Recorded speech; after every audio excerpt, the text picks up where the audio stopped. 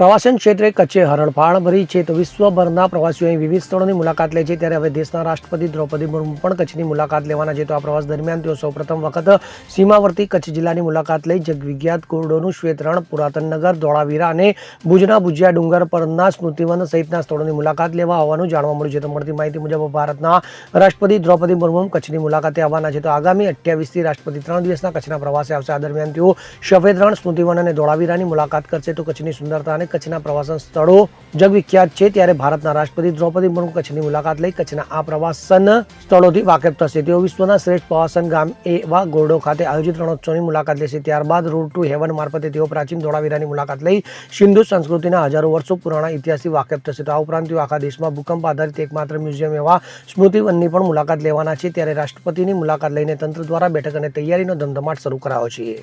Bureau report CN24 news. હવે જુઓ દેશ દુનિયાની તમામ ખબરો તમારી આંગળીના ટેરવે. ઉઠાવો મોબાઈલ અને Google Play Store પરથી ડાઉનલોડ કરો અમારી CN24 ન્યૂઝ મોબાઈલ એપ.